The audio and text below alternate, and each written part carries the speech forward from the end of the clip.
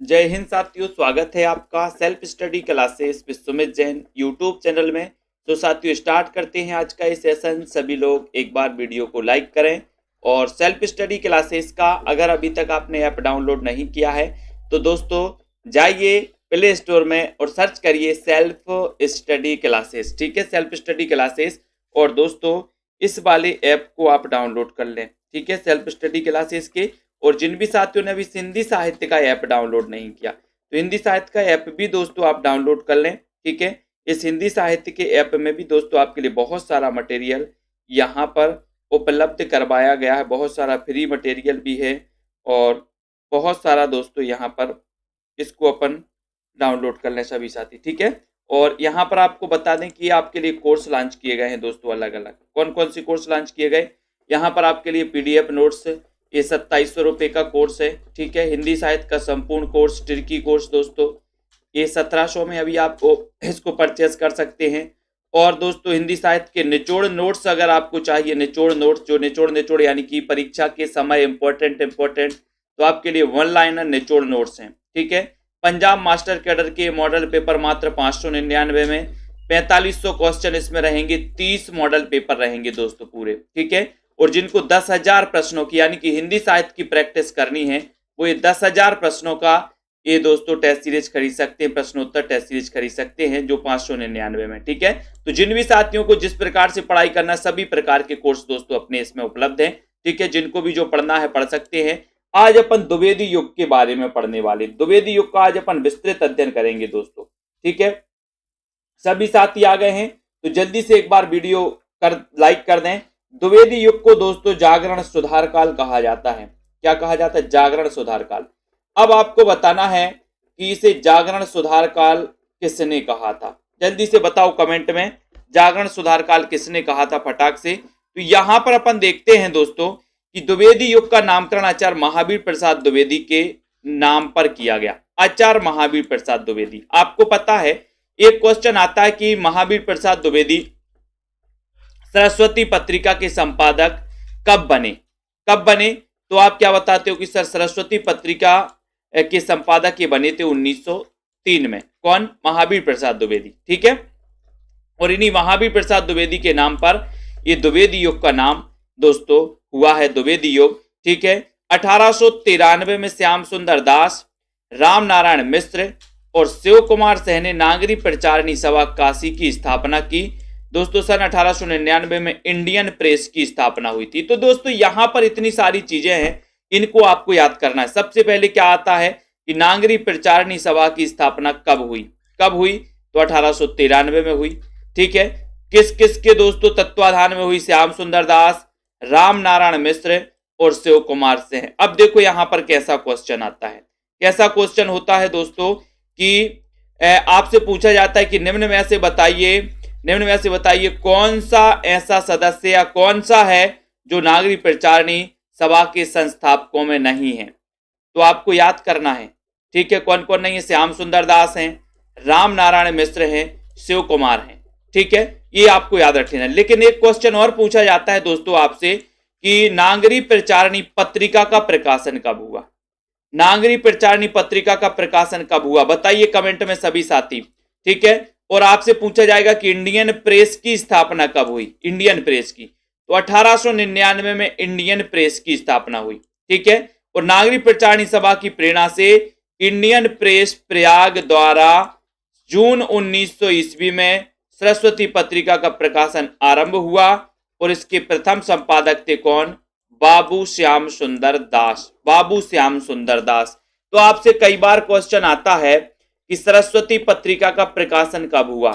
1900 ईस्वी में। दूसरा क्वेश्चन आता है कि बताइए द्विवेदी युग का प्रारंभ किस पत्रिका के प्रकाशन से माना जाता है? तो आपका उत्तर होता है कि द्विवेदी युग का प्रारंभ माना जाता है सरस्वती पत्रिका के प्रकाशन से। ठीक है, अब इसके प्रथम संपादक कौन थे? तो प्रथम संपादक थे बाबू श्याम सुंदर दास। ठीक है, इसके संस्थापक कौन थे? तो इसके संस्थापक थे चिंतामणि घोष।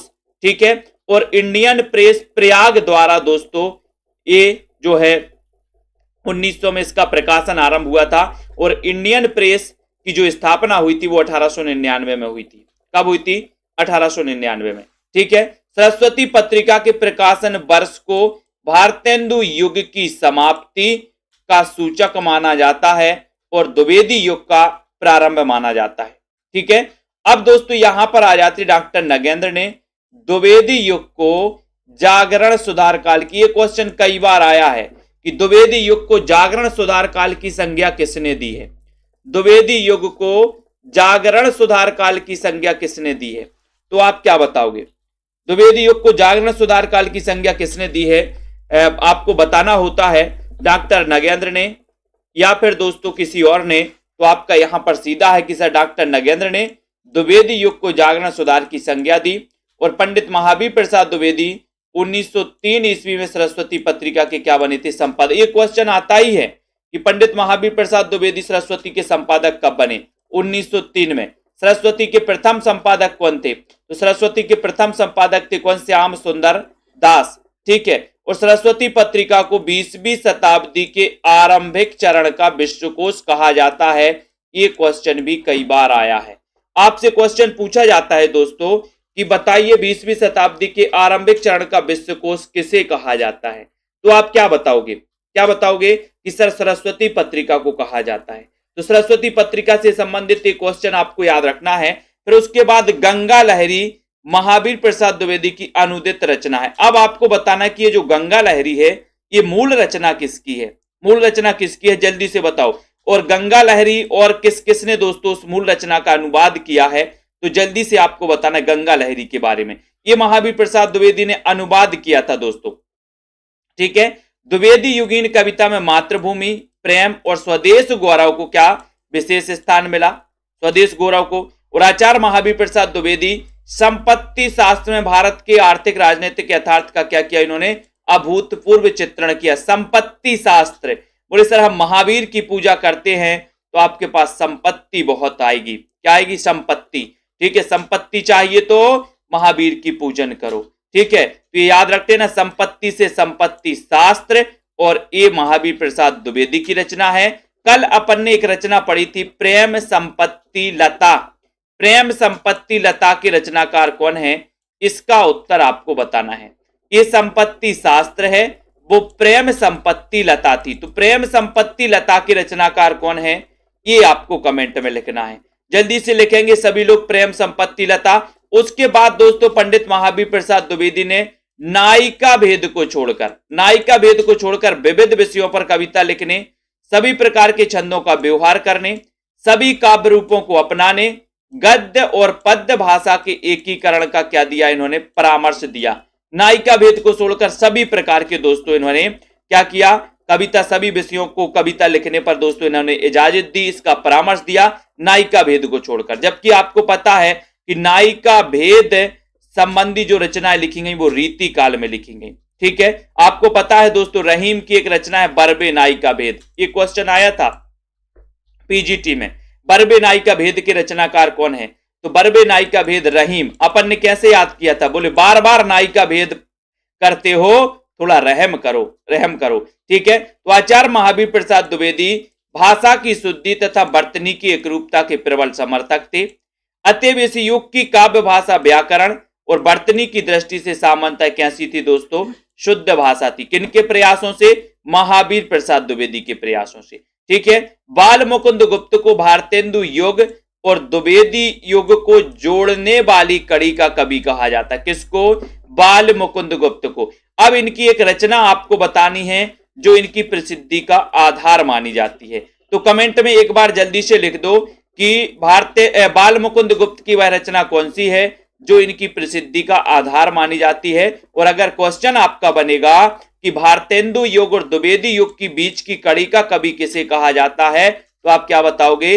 बाल मुकुंद गुप्त को। ठीक है, सेल्फ स्टडी क्लासेस ऐप को डाउनलोड कर लो। जिनको भी कोर्स में एडमिशन लेना है दोस्तों, अभी आप कोर्स में एडमिशन ले सकते हैं। न्यू बैच स्टार्ट हुआ है, लेट ना हो ज्यादा। ठीक है, श्रीधर पाठक हिंदी खड़ी बोली के प्रथम। यहां ये क्वेश्चन थोड़ा सा गड़बड़ हो गया। यहां पर हिंदी खड़ी बोली के नहीं होना था, आधुनिक काल में होना था।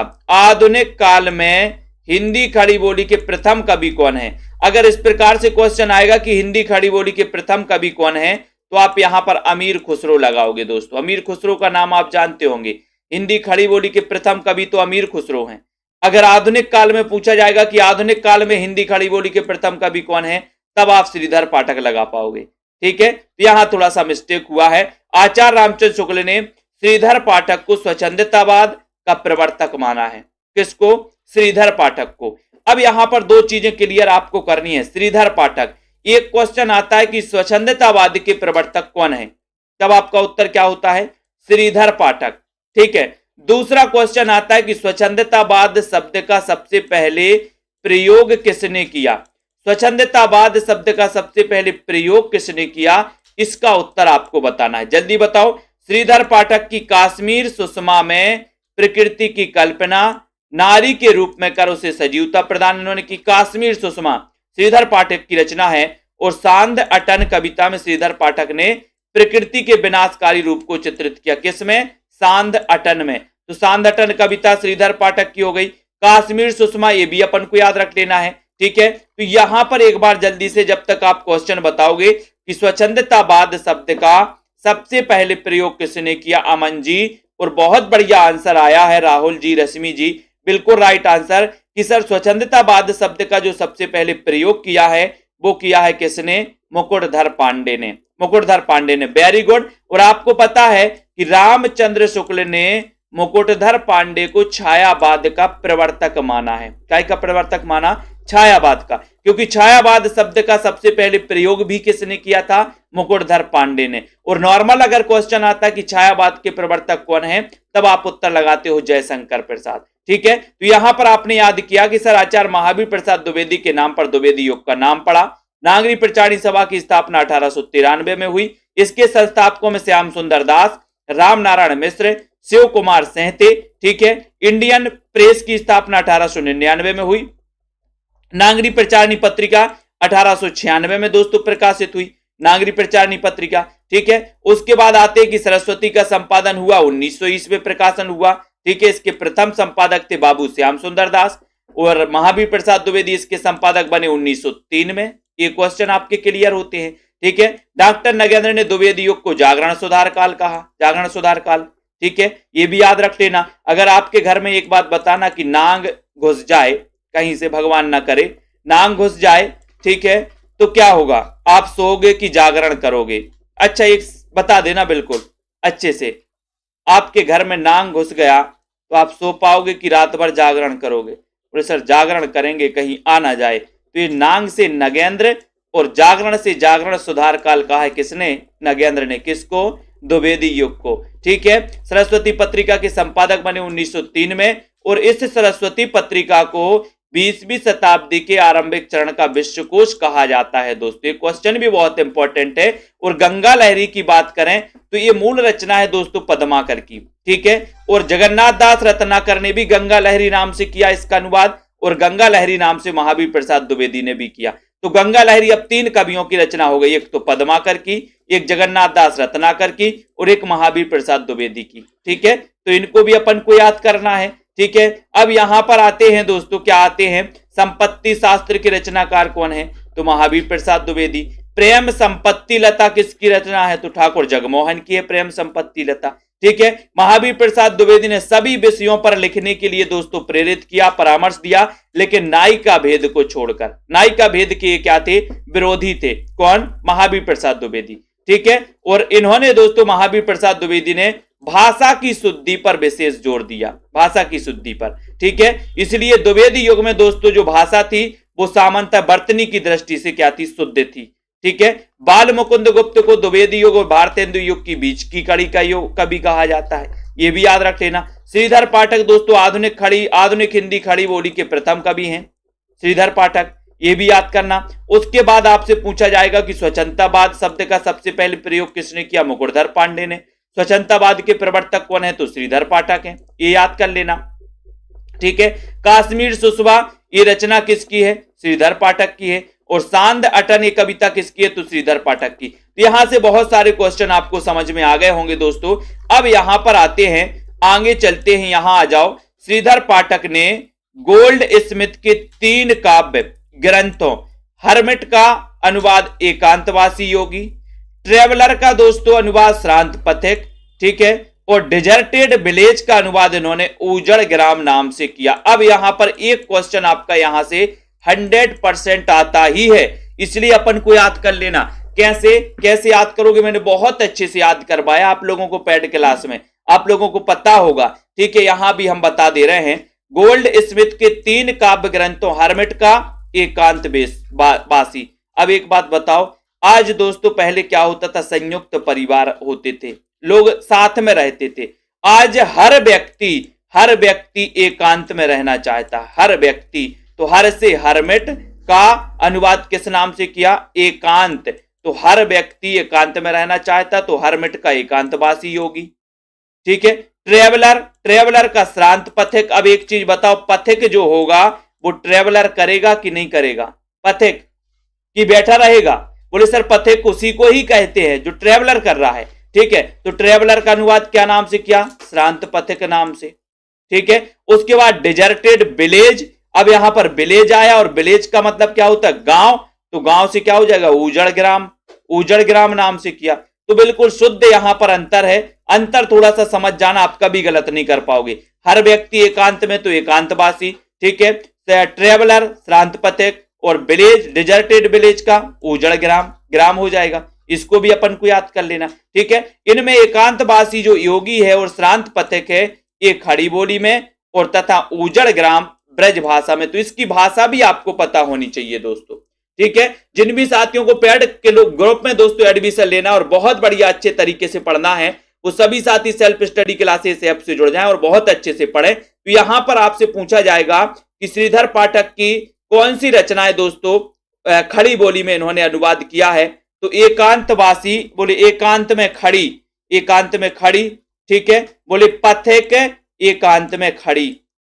एकांत में खड़ी, और उजड़ ग्राम में ब्रज, उजड़ ग्राम को ब्रज गए, बोले उजड़ ग्राम को ब्रज गए। तो ब्रज से आपका हो जाएगा उजड़ ग्राम ब्रज भाषा।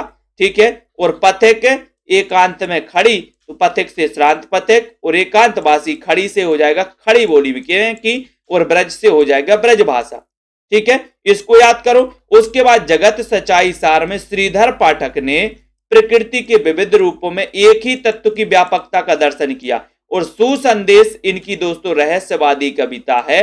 अब आपसे पूछा जाएगा कि श्रीधर पाठक की रहस्यवादी कविता कौन सी है, तो आप क्या बताओगे कि सर इनकी जो रहस्यवादी कविता है वो है सुसंदेश। कौन सी है, सुसंदेश है। ठीक है, तो ये सुसंदेश अपन को याद कर लेना है। अब जल्दी से आपको फटाक से लिखना है दोस्तों, यहां पर श्रीधर पाठक के बारे में 5 फैक्ट आपको लिखना है। फटाक से कमेंट में 5 फैक्ट लिखिए। अपन ने आप पढ़ लिया श्रीधर पाठक के बारे में, 5 फैक्ट लिखो कमेंट में, एक साथ 5 फैक्ट लिखना है आपको। ठीक है, जगत सच्चाई सार श्रीधर पाठक की दोस्तों रचना है। सुसंदेश ये इनकी रहस्यवादी कविता है, इसको याद कर लेना। श्रीधर पाठक की देश प्रेम संबंधी रचनाएं कौन सी है, भारत गीत है। अब यहां से आपको याद रख लेना, आपसे पूछा जाएगा कि श्रीधर पाठक की देश प्रेम संबंधी रचना कौन सी है, तो आप क्या बताओगे कि सर देश प्रेम रचना, इनसी देश प्रेम संबंधी जो इनकी रचना है वो है इनकी रचना भारत गीत। भारत गीत आपको याद रख लेना। ठीक है, उसके बाद अपन बात करेंगे दोस्तों द्विवेदी युग के कवियों के बारे में। ठीक है, यहां पर बात करेंगे महावीर प्रसाद द्विवेदी, जिनका जन्म दोस्तों 1864। ठीक है, श्रीधर पाठक 1860। ठीक है, कहीं कहीं 59 भी मिल जाता है इनका। ठीक है, नाथुराम शर्मा शंकर 1859। ठीक है, अयोध्या से उपाध्याय हरिओद 1865। मैथिली शरण गुप्त का जन्म 1886 में, ये इनका जीवन काल दिया है। रामचरित उपाध्याय की बात करें तो 1872। जगन्नाथ दास रत्नाकर 1866। पूरे के पूरे कवियों को याद करना है, कल आपकी पीडीएफ स्पेशल ग्रुप में मिलनी चाहिए द्विवेदी युग के कवियों की। राम नरेश त्रिपाठी 1891। गया प्रसाद शुक्ल स्नेही 1883। राय देवी प्रसाद पूर्ण 1868। वियोगी हरि 1895। गोपाल शरण सिंह और सत्यनारायण कवि रत्न, ये दोस्तों द्विवेदी युग के कवि हैं। अब एक क्वेश्चन आपका बनेगा कि निम्न में से बताइए कौन सा द्विवेदी युग का कवि है या फिर कौन सा नहीं है। तो आपको पता होगा जब तो आप बताओगे कि सर कौन सा द्विवेदी युग का है कौन सा नहीं है, और जब पता ही नहीं है, याद ही नहीं किया, एक बार पढ़ लिया बस और बस हो गया काम। तो अपन को याद करना है दोस्तों, ठीक है, कौन सी रचना कौन से कवि द्विवेदी युग से संबंधित है, उनका जन्म क्रम भी आपको पता होनी चाहिए। ठीक है, अब बात करेंगे अपन अयोध्या सिंह उपाध्याय हरिऔध की। अब एक क्वेश्चन में आप फंस जाते हो। सबसे पहले तो आप कवि और महाकवि में अंतर समझना है। कवि जिन्होंने काव्य रचनाएं की हैं, जिन्होंने कोई महाकाव्य नहीं लिखा वो कवि, और जिन्होंने कोई महाकाव्य लिखा उसे महाकवि कहा जाता है दोस्तों। जैसे बात करें चंद्रवरदाई की, जैसे बात करें जयशंकर प्रसाद की, अयोध्या सिंह उपाध्याय हरिऔध की, स्वयंभू की बात करें, तुलसीदास की बात करें दोस्तों, ठीक है, ये सभी क्या है, महाकवि है। इन्होंने क्या की, महाकाव्य लिखे हैं। ठीक है, तो ये महाकवि हैं। अयोध्या सिंह उपाध्याय हरिऔध की प्रथम रचना कृष्ण शतक ब्रज भाषा में लिखी गई। किस भाषा में लिखी गई, ब्रज भाषा में लिखी गई। कौन सी, कृष्ण शतक, और ये इनकी प्रथम रचना है। और आपको पता है कि अगर आपसे पूछा जाएगा कि खड़ी बोली के प्रथम महाकवि कौन है, तो क्या बताओगे, हरिऔध जी। ठीक है, और इन्होंने इनकी प्रथम रचना कौन सी है, तो क्या बताओगे, कृष्ण शतक। कृष्ण शतक इनकी प्रथम रचना है। और हरिऔध जी का ब्रज भाषा में दूसरा प्रसिद्ध ग्रंथ है इनका रस कलश। रस कलश यह रस का विस्तृत विवेचन करने वाला रीति ग्रंथ है दोस्तों, रीति ग्रंथ। ठीक है, कौन सा, अगर आपसे क्वेश्चन आएगा कि हरिऔध जी का रीति ग्रंथ कौन सा है, तो क्या लगाओगे, रस कलश। ठीक है, ये दोस्तों रीति ग्रंथ माना जाता है। रस का विस्तृत इसमें विवेचन किया गया है, और ये इनका दूसरा प्रसिद्ध ग्रंथ है, किसका, हरिऔध जी का। अब एक क्वेश्चन आपके लिए है, आधुनिक काल का सूरदास किसे कहा जाता है, कल्पना वर्मा जी बताइए, रामदयाल जी, आधुनिक काल का सूरदास किसे कहा जाता है, जल्दी से बताइए। रस कलश में युग की बदली हुई परिस्थितियों के अनुसार नायिका भेद के अंतर्गत हरिऔध जी ने नवीन ढंग की नायिकाओं, देश प्रेमिका, लोक प्रेमिका, जाति प्रेमिका, परिवार प्रेमिका की कल्पना की है। ये बहुत ही इंपॉर्टेंट है, किसमें, रस कलश में। अब कभी डीपली पूछा जाएगा तो यहां से आपका क्वेश्चन बनेगा कि हरिऔध की वो रचना कौन सी है जिसमें उन्होंने नवीन तरह की नायिकाओं का वर्णन किया है, जिसमें दोस्तों देश प्रेमिका, लोक प्रेमिका, जाति प्रेमिका, परिवार प्रेमिका की कल्पना की गई। वो रचना कौन सी है हरिऔध जी की, तो क्या बताओगे कि सर वो रचना है रस कलश। और रस कलश इनका रीति ग्रंथ है। रस कलश इनका रस विवेचन से संबंधी ग्रंथ है, किसका, हरिऔध जी का। ठीक है, तो ये भी अपन को याद कर लेना है। अब यहां पर अपन को याद करना कि अयोध्या सिंह उपाध्याय हरिऔध कृत प्रिय प्रवास हिंदी खड़ी बोली का प्रथम क्या है, महाकाव्य है। अब दोस्तों अगर आपने self study classes app download नहीं किया अभी तक, तो प्ले स्टोर में जाइए, नीचे लिंक भी दी है कमेंट बॉक्स में, आप लोग प्ले स्टोर से जल्दी से दोस्तों उसको क्या कर लीजिए, डाउनलोड कर लिए। और जिनको एडमिशन लेना है वो ले लो एडमिशन, और दोस्तों पढ़ाई विस्तृत रूप से अच्छे से स्टार्ट कर दो। ठीक है, तो आपसे पूछा जाएगा कि खड़ी बोली का प्रथम महाकाव्य कौन सा है, क्या बताओगे, प्रिय प्रवास। बोले हम तो प्रिय के प्रवास में खड़ी, प्रिय के प्रवास में खड़ी। ठीक है, कितने सर्ग हैं इसमें, 17 सर्ग हैं। ठीक है, श्रृंगार और करुण रस की क्या है इसमें, प्रधानता है, श्रृंगार और करुण रस की। और आपको एक चीज बताना है कि सूरदास ने कितने भ्रमर गीतों की रचना की है, सूरदास ने कितने भ्रमर गीतों की रचना की है, जल्दी से बताओ। हिंदी खड़ी बोली का प्रथम महाकाव्य कौन सा है, प्रिय प्रवास। प्रिय प्रवास के रचनाकार कौन है, हरिऔध जी। इसमें कितने सर्ग हैं, तो 17 सर्ग हैं, 17 सर्ग याद रख लेना। हरिऔध जी कवि सम्राट के रूप में समादरत हैं। प्रिय प्रवास ग्रंथ पर इन्हें 1936 में मंगला प्रसाद पारितोषिक सम्मान भी दोस्तों इन्हें प्राप्त हुआ है प्रिय प्रवास के लिए। ठीक है, तो ये भी अपन को याद कर लेना है। और प्रिय प्रवास की सबसे बड़ी विशेषता प्रकृति का मानवीय भावनाओं के साथ एकाकार होना है।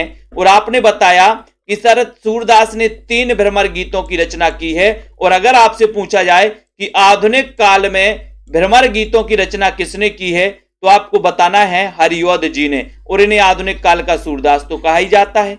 ठीक है, और इन्होंने दोस्तों भ्रमर गीत का समावेश किस रचना में किया है, तो इस प्रिय प्रवास में किया है भ्रमर गीतों का समावेश, ये भी आपको याद करना है। ठीक है, अब यहां पर आते हैं कि सर कवि सम्राट के रूप में समादरत कौन है, कवि सम्राट किसे कहा जाता है, तो कवि सम्राट कहा जाता है हरिऔध जी को, कवि सम्राट। ठीक है, ये याद कर लेना। उसके बाद यहां पर देखते हैं कि आचार्य रामचंद्र शुक्ल ने प्रिय प्रवास महाकाव्य नहीं माना। प्रिय प्रवास को किसने, शुक्ल जी ने प्रिय प्रवास को महाकाव्य नहीं माना।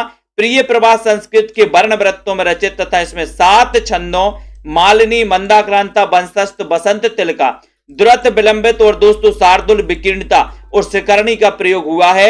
और दोस्तों जो रामचंद्र शुक्ल हैं इन्होंने प्रिय प्रभास को क्या नहीं माना, महाकाव्य नहीं माना। इसमें कितने सर्ग हैं, 17 सर्ग हैं प्रिय प्रभास में, भ्रमर गीत का समावेश किया गया। ठीक है, अब क्वेश्चन 1 आपसे हम पूछ रहे हैं, आपको बताना है कि हरिऔध जी का वह ग्रंथ कौन सा है जिसमें उन्होंने नायिकाओं का नए ढंग से वर्णन किया है। उन्होंने दोस्तों देश प्रेमिका, लोक प्रेमिका, परिवार प्रेमिका नायिकाओं का चित्रण किया है, वो ग्रंथ कौन सा है, जल्दी से बताइए, फटाक से बताओ। और वैदेही वनवास हरिऔध जी का दूसरा प्रबंध काव्य जिसमें सीता परित्याग की कथा वर्णित है और इस रचना में 15 सर्ग हैं। किसमें, वैदेही वनवास। अब वनवास तो 14 वर्ष का हुआ था लेकिन इसमें 15 सर्ग हैं। देखो 14 में +1 कर दो, 15 सर्ग हो जाएंगे। ठीक है, तो वैदेही वनवास में अगर कभी आ जाए कि वनवास में कितने सर्ग हैं वैदेही वनवास में, तो वनवास तो 14 वर्ष के लिए गए लेकिन 1 प्लस कर देना तो 15 इसमें सर्ग हो जाएंगे। ठीक है, अब ये इनका दूसरा प्रबंध काव्य है और आपको याद रख लेना हरिऔध। हरिऔध बोले हरि अयोध्या से कहां गए थे, बोले वनवास गए थे, तो ये वनवास गए थे कहां से, अयोध्या से। तो वैदेही वनवास के रचनाकार कौन हो जाएंगे, अयोध्या से उपाध्याय हरिऔध।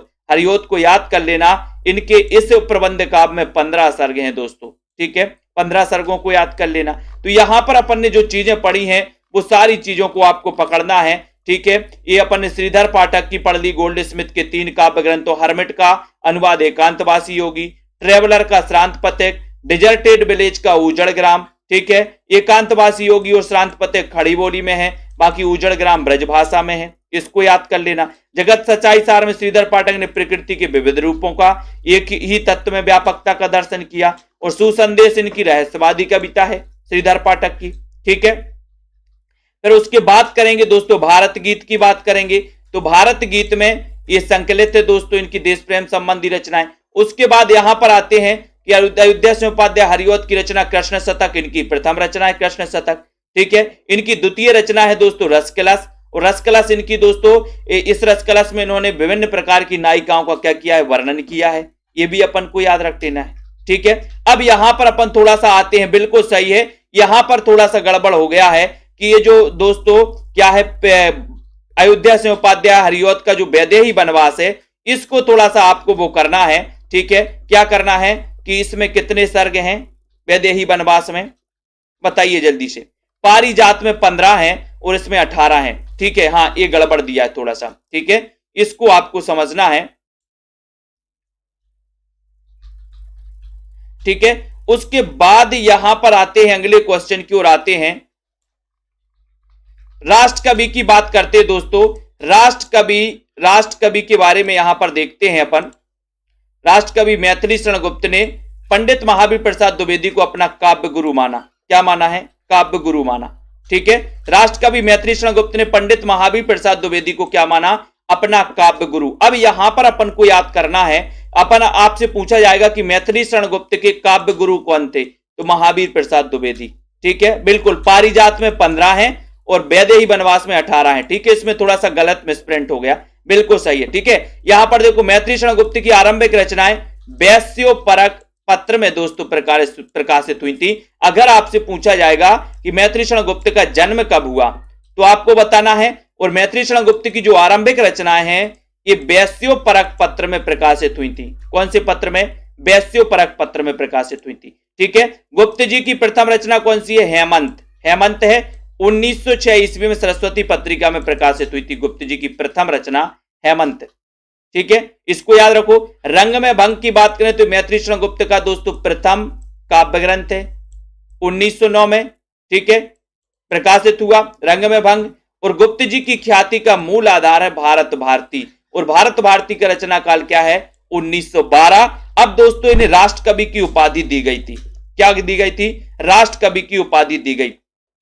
राष्ट्र कवि की उपाधि इनको दी गई काय कि उसमें भारत भारती की प्रसिद्धि के कारण इन्हें राष्ट्र कवि की उपाधि मिली थी। और भारत भारती इनकी बहुत ही प्रसिद्ध रचना है और इसका रचना काल है 1912। और बार बार मां भारती का हम क्या करेंगे, वंदन करेंगे। ठीक है, बोले बार बार करेंगे भारत भारती का हम वंदन बार बार करेंगे। तो बार से बार बार से हो जाएगा 12 बार, 12 बार करेंगे, बार बार करेंगे, ठीक है। तो भारत भारती 1912 याद कर लेना।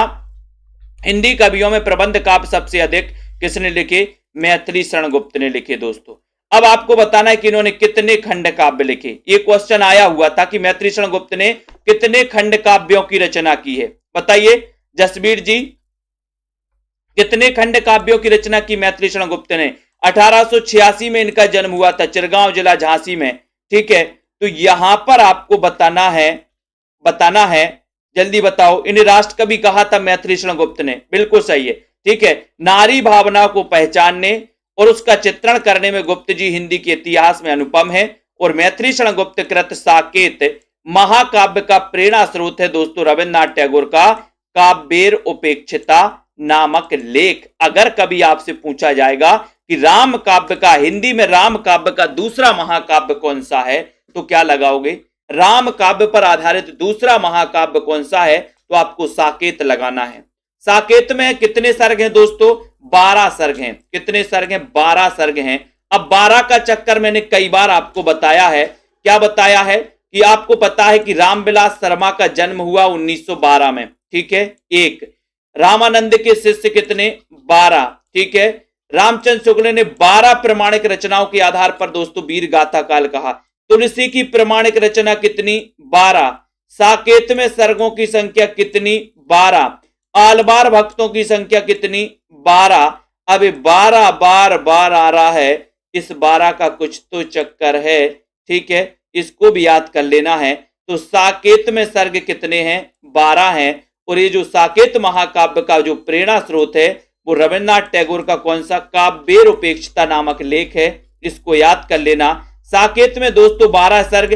प्रथम सर्ग में सरस्वती वंदना होती है और नवम सर्ग में दोस्तों उर्मिला के विरह का वर्णन है और यह सर्ग सबसे मार्मिक है। एक क्वेश्चन भी आया है कि साकेत का सबसे मार्मिक सर्ग कौन सा है, तो आप क्या बताओगे?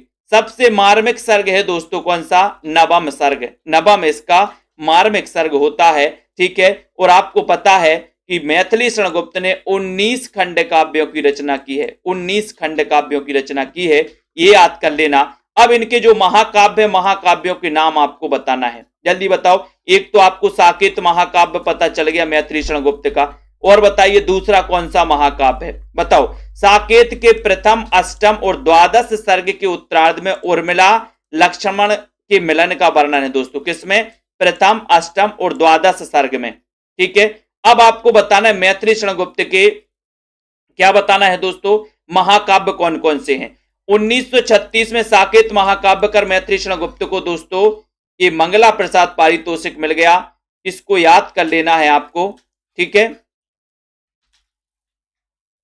यहां पर थोड़ा सा गड़बड़ है, यहां पर देखते गुप्त जी द्वारा प्रणीत यशोधरा गौतम बुद्ध के गृह त्याग की घटना पर आधारित एक काव्य ग्रंथ है दोस्तों, यशोधरा। और ये यशोधरा जो है ये खंड काव्य है, ये महाकाव्य नहीं है, ये खंड काव्य दोस्तों यशोधरा। कई लोग महाकाव्य में उसमें लगाते हैं, जबकि आपको पता है, देखो प्रियंका जी प्रिय प्रवास बता रही, आपको पता है जय भारत, जय भारत क्या है? महाकाव्य है। साकेत क्या है? इनका महाकाव्य है, ठीक है, ये याद कर लेना।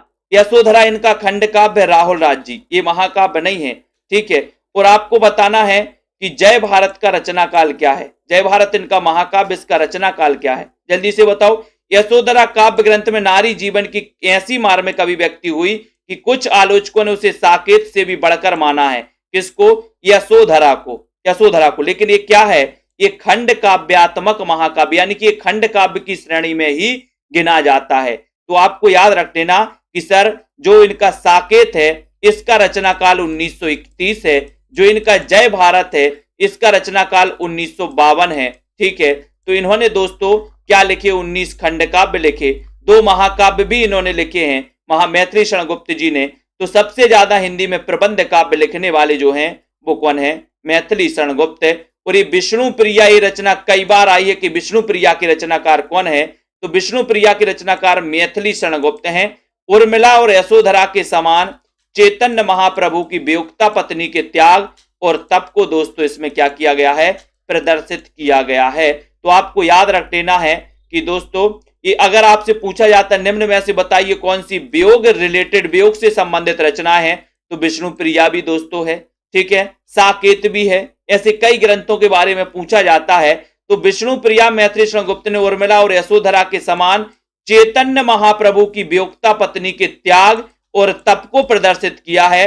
अब आपको बताना है गौड़ीय संप्रदाय के प्रवर्तक कौन थे, जल्दी से बताओ फटाक से। और मैथिली शरण गुप्त कृत जय भारत, ये महाकाव्य को प्राचीन भारत की हिंदू संस्कृति का स्वच्छ दर्पण कहा जाता है, ये भी याद रख लेना। इस जय भारत का रचना काल है दोस्तों 1952।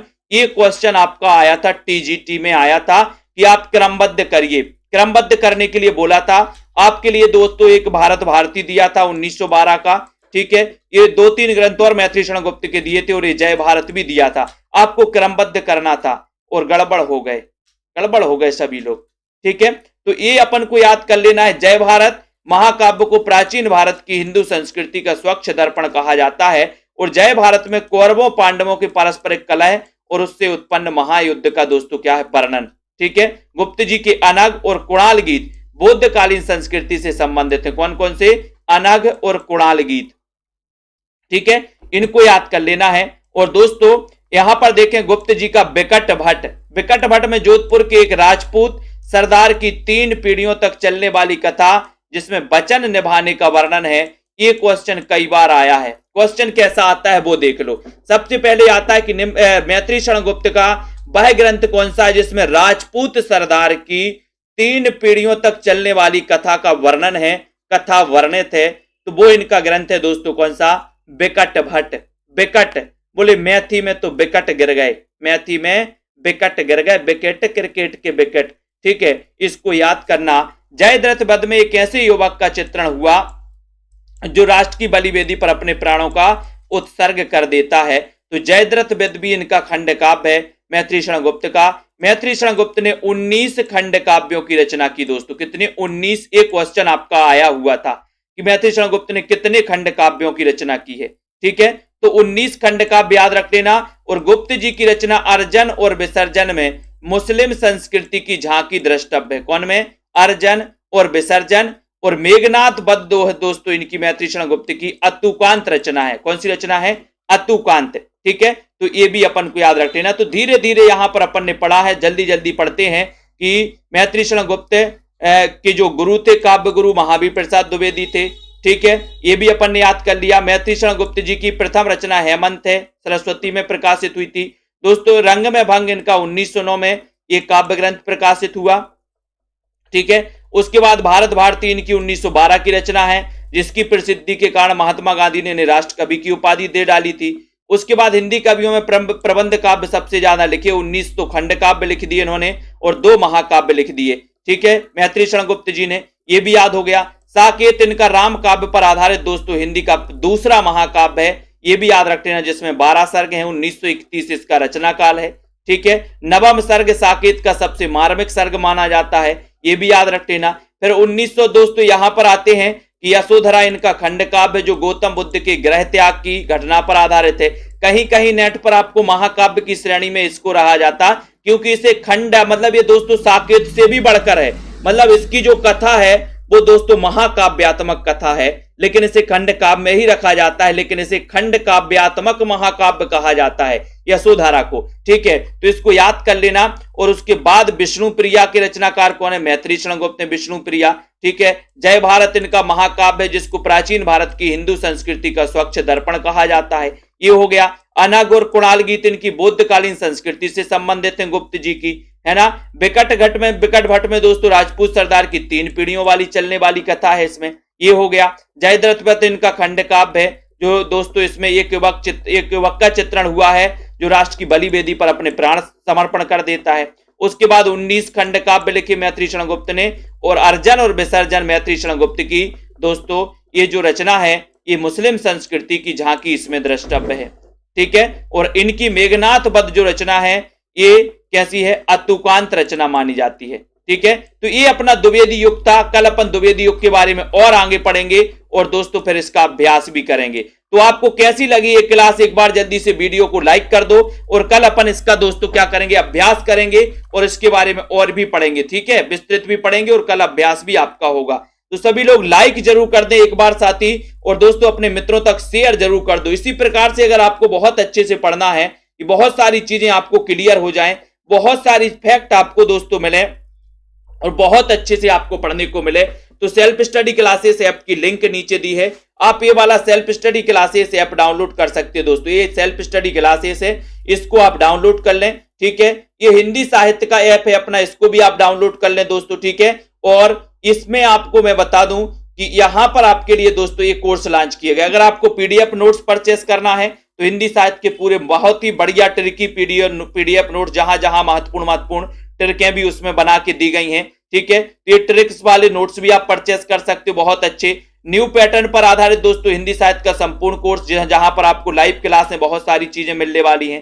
ठीक है, जिनको पंजाब मास्टर कैडर के मॉडल पेपर लेना है और मॉडल पेपर आप ले सकते हैं। 4500 क्वेश्चन, 30 मॉडल पेपर, एक मॉडल पेपर में 150 प्रश्न रहेंगे, इसको आप एडमिशन लें। और जिसको हिंदी साहित्य की दोस्तों क्या करना, प्रैक्टिस करना है, तो ये 10,000 प्रश्नों की एक टेस्ट सीरीज है 599 में। ठीक है, बहुत बढ़िया।